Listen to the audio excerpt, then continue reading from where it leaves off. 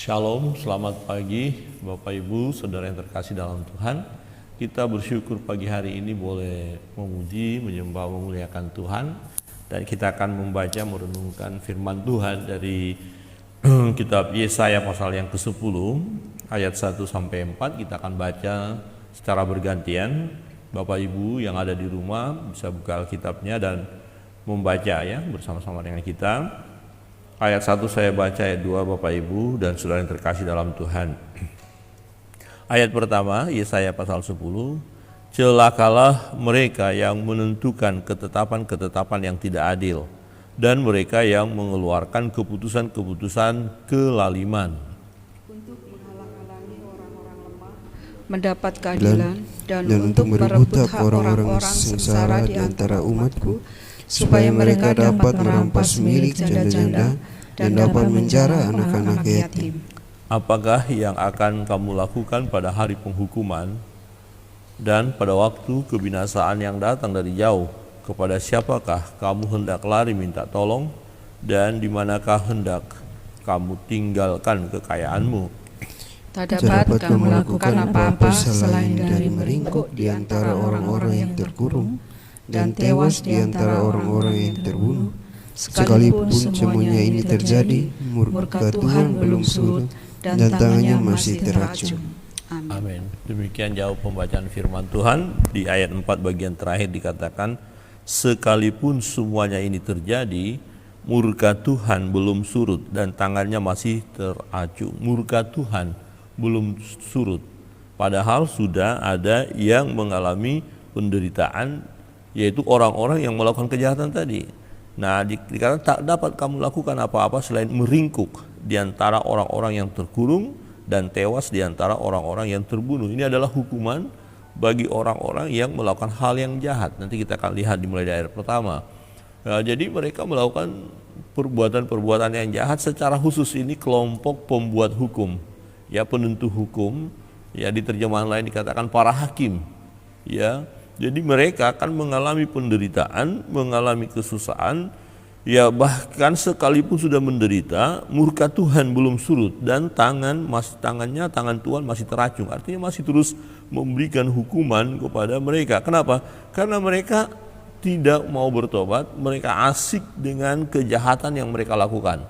Kita melihat ini, ayat yang pertama, celakalah, hancurlah, binasalah, ya kira celaka, mendapat celaka, yang menentukan ketetapan-ketetapan yang tidak adil dan mereka yang mengeluarkan keputusan-keputusan kelaliman. Nah, dalam terjemahan firman Allah yang hidup dikatakan, celakalah para hakim yang tidak benar dan yang menjalankan hukum secara tidak adil. Demikianlah firman Tuhan. Jadi mereka yang menentukan hukum, menentukan ketetapan-ketetapan, tapi persoalannya adalah ketetapan yang mereka buat adalah ketetapan yang tidak adil.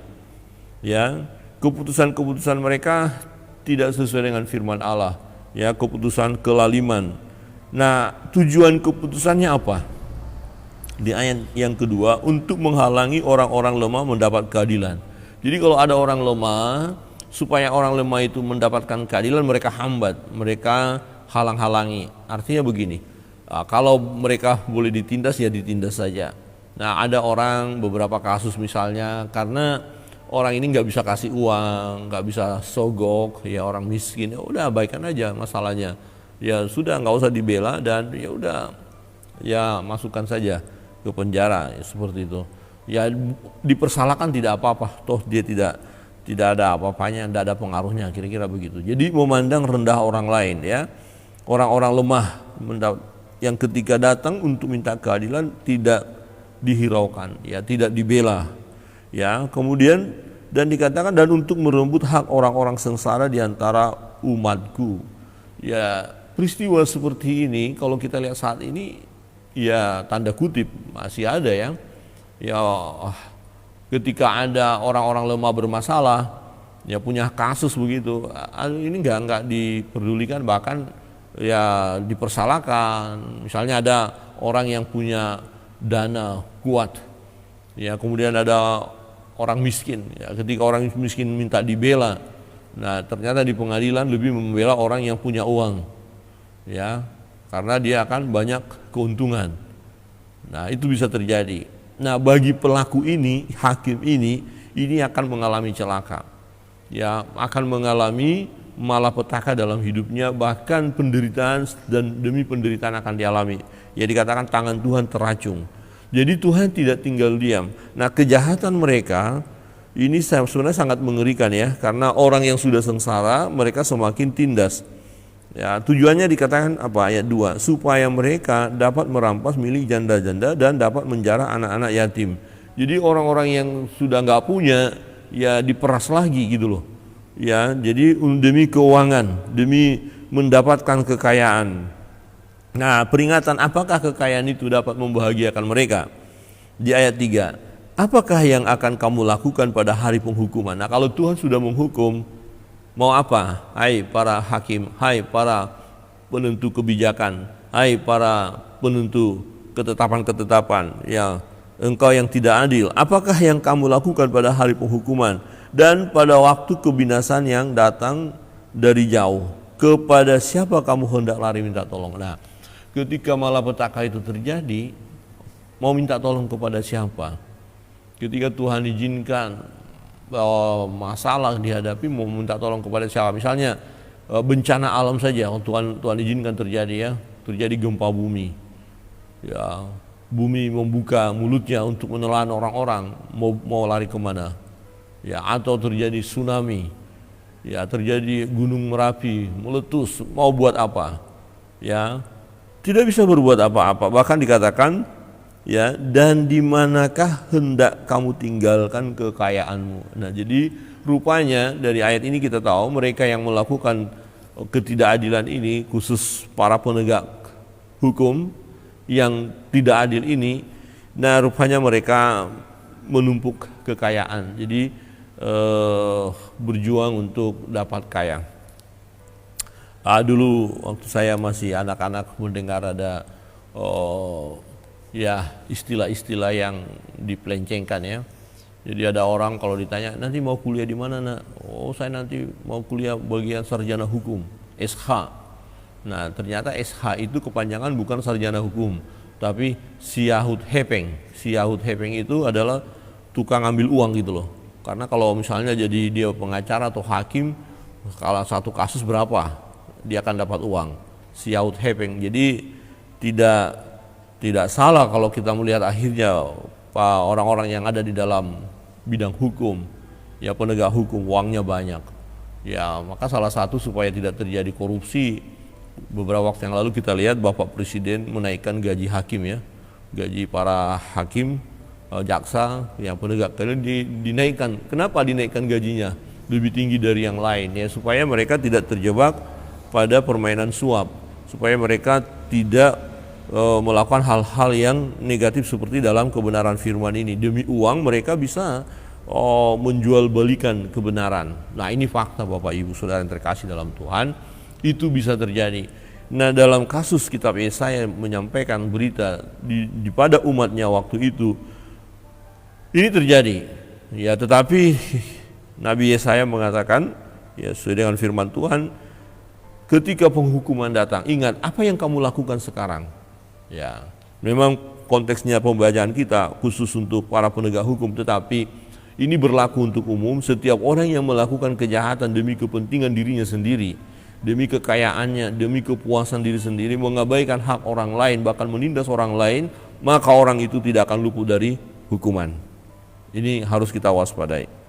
Ya, jelas sekali silakan. Apa yang akan kamu lakukan pada hari penghukuman? Ingat, semua harus kita pertanggungjawabkan. Semua manusia akan mempertanggungjawabkan apa yang dia lakukan selama dia hidup. Ya, bahkan dalam perjalanan hidup kita pun kita harus pertanggungjawabkan apa yang kita lakukan.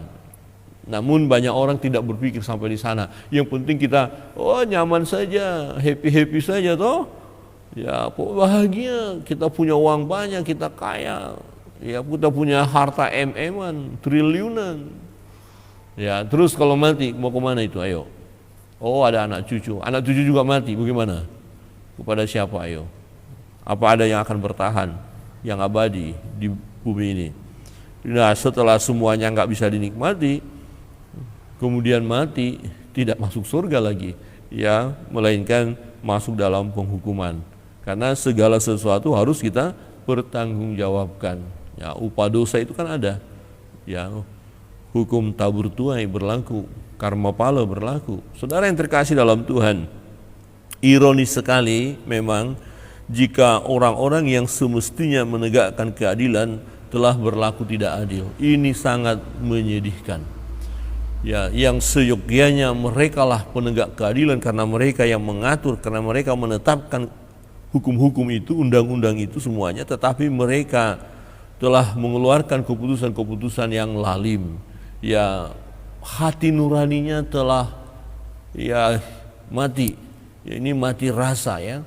Memang banyak orang bisa mati rasa kalau dia sudah tergiur dengan kekayaan. Nah, dalam ayat ini jelas di bagian ketiga, di manakah hendak kamu tinggalkan kekayaanmu? Rupanya mereka melakukan semua demi uang, demi kekayaan. Kita harus waspada ya, karena hanya untuk uang semuanya dipukul rata, habisin saja gitu ya. Oh, kalau kita punya uang kita enak, nyaman, tapi saudara-saudara lihat ya, mata Tuhan mengamat-amati, mata Tuhan melihat, dan perbuatan Tuhan sungguh ajaib. Tepat pada waktunya orang-orang yang melakukan kejahatan yang tidak mau bertobat ini ya akan mengalami siksaan, ya akan mengalami hukuman.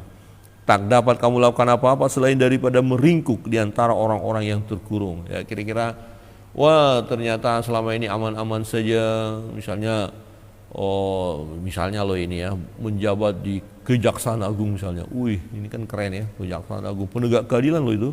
Tahu-tahu di tempat di mana dalam Kejaksaan Agung itu ternyata banyak korupsi misalnya lo ya. Nah, ternyata ditangkap.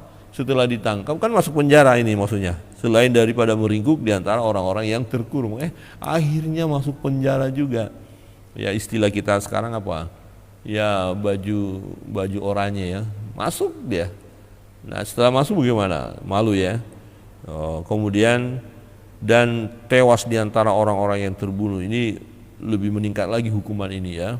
Nah, akhirnya mengalami kematian.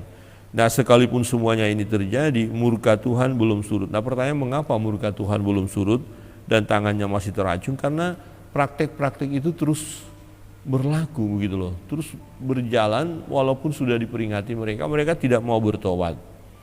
Nah, itu pun yang terjadi dalam hidup kita saat ini. Kalau kita tidak mau bertobat, tinggal menunggu waktu aja.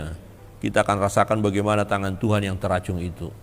Ya, kalau sudah jatuh ke dalam tangan Tuhan yang teracung, berbahaya. Tidak seorang pun yang bisa bertahan. Secara khusus untuk orang-orang yang memiliki kedudukan sangat penting untuk menetapkan keadilan, yang dimaksud para hakim, jaksa. Ya, mari berlakulah adil. Tegakkanlah keadilan itu. Jangan ya mau berusaha untuk memperkaya diri sendiri ya. Itu hanya akan sia-sia. Percayalah, firman Tuhan sudah katakan, untuk apa? Tinggal juga semuanya ya. Dan mari ya segera memperbaiki hidup. Ini sangat penting sekali. Para hakim, jaksa, bertindaklah tegas, adil, ya merata. Ya, sehingga apa yang dilakukan ketika melakukan keadilan itu semuanya akan berkenan di hadapan Tuhan. Nah, kalau seorang hakim, jaksa, penegak keadilan ini, penegak hukum ini bertindak benar, ya, bertindak benar, maka akan banyak orang yang mengalami damai, mengalami sukacita dan terhindar daripada ya penderitaan oleh karena salah memberi hukuman ya. Terhindar. Ada beberapa waktu yang lalu seseorang ditangkap hanya karena salah tangkap, kemudian tidak ada pembelanya ya, dan dituduh dia melakukan kejahatan, ternyata bukan dia, tetapi masuk juga. Nah, ini sedih sekali ya. Nah, ada juga orang hanya ngomong 1-2 kata, ya harus saya katakan juga ya, langsung dikatakan ini penistaan gitu ya, penistaan apalah gitu ya. Nah, penegak hukum tidak bisa melihat ini benar penistaan atau tidak, aneh ya, tapi nggak apa-apalah. Ya, mereka yang menentukan sesuatu apakah itu penistaan atau tidak, dan dibandingkan dengan yang lain, yang satu maling ayam misalnya, ya hukum, satu maling sapi bebas gitu ya. Jadi ini berbahaya. Tapi kembali hati nurani para hakim, para jaksa, bukalah hati nurani dan jangan mau mengambil keputusan-keputusan yang menghambat ya kebenaran, yang menghalang-halangi orang lemah mendapatkan keadilan. Kebenaran firman Tuhan kiranya menolong kita. Mari kita terus berdoa secara khusus untuk saudara-saudara kita yang menduduki jabatan penting, ya, jabatan di pengadilan, di kejaksaan, ya, di kepolisian, ya, para penegak keadilan kita perlu doakan supaya mereka tidak terpancing untuk hanya mau memperkaya diri sendiri sehingga tega-teganya menindas orang lain. Ya, kita doakan supaya kebenaran tetap mereka dapat lakukan. Perlu kita berdoa buat mereka ya. Tuhan Yesus memberkati kita sekalian. Kita bersyukur tetaplah kita berjalan dalam kebenaran sekalipun ya ada risiko yang harus kita hadapi. Tuhan Yesus memberkati kita sekalian. Mari kita berdoa bersama-sama.